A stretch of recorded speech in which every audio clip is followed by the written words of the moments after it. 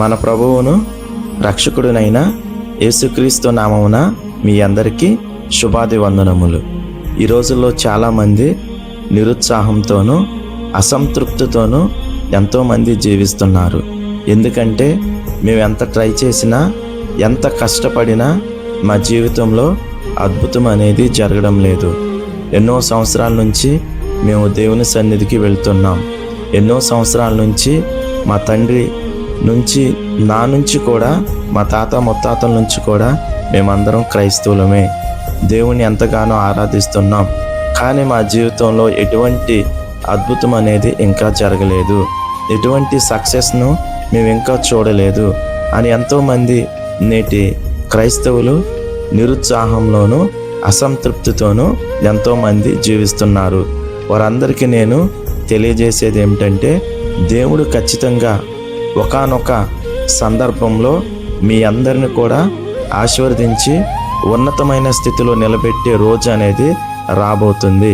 ఒకసారి మీరు బైబిల్ గ్రంథంలో ఉన్న భక్తులందరినీ, వారి యొక్క జీవితాలను ఒకసారి చూడండి. మోషే గారు, ఆయనకి 80 సంవత్సరాల వయసులో దేవుడు ఇజ్రాయేలీలకు ఒక నాయకుడిగా నిలబెట్టాడు. దావీదు గారిని, 8వ వ్యక్తి, చాలా చిన్నవాడు, యువకుడిని ఎవరు ఊహించలా దావీదు గారు రాజు అవుతారని. వాళ్ళ తండ్రి కూడా ఊహించి ఉండడు. కానీ దేవుడు ఎన్నిక లేని ఒక చిన్న యువకుడిని ఇజ్రాయేల్ రాజ్యంలో ఒక ఉన్నతమైన రాజుగా దేవుడు దావీదు గారిని నిలబెట్టాడు.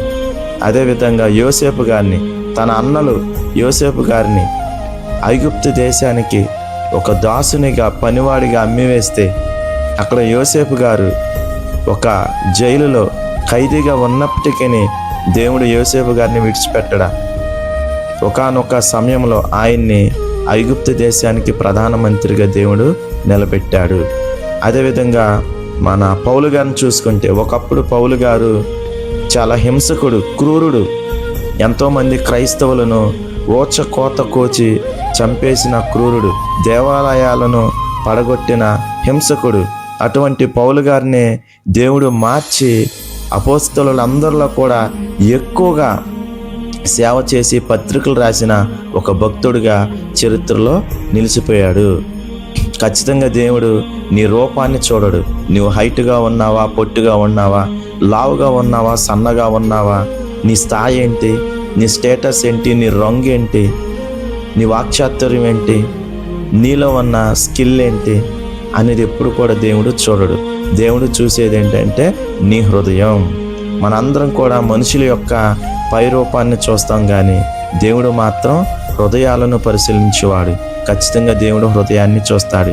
నీ హృదయం గొప్పగా ఉంటే, నీ హృదయంలో దేవుడు ఉంటే, ఖచ్చితంగా ఒకానొక రోజు దేవుడు నిన్ను ఉన్నతమైన స్థితిలో, ఉన్నతమైన శిఖరంలో నిలబెట్టబోయే రోజు అతి త్వరలో నీ జీవితంలోకి రాబోతుంది.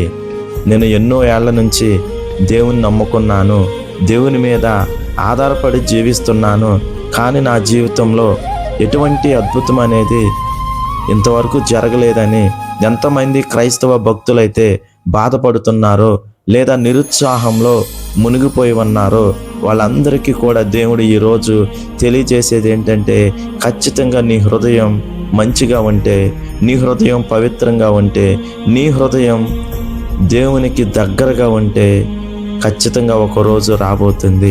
ఆ రోజున దేవుడు సమాజంలో, నీ బంధువుల్లోనూ, నీ స్నేహితుల్లోనూ ఎవరు ఊహించనంతగా ఉన్నతమైన స్థితిలో దేవుడు నిన్ను నిలబెడతాడు. ఆ రోజు కోసం మీరందరూ కూడా వేచి ఉండాలి. మీ హృదయం గొప్పగా ఉండాలి. కాబట్టి మీరందరూ కూడా మీలో ఉన్న ఆ నిరుత్సాహాన్ని, అసంతృప్తుల్ని తీసివేయండి. దేవుణ్ణి నమ్మండి. నమ్ముట మీ వలనైతే సమస్తమును సాధ్యమే. ఖచ్చితంగా మీలో ఉన్న అసంతృప్తిని తీసివేయండి. దేవుని మీద ఆధారపడండి.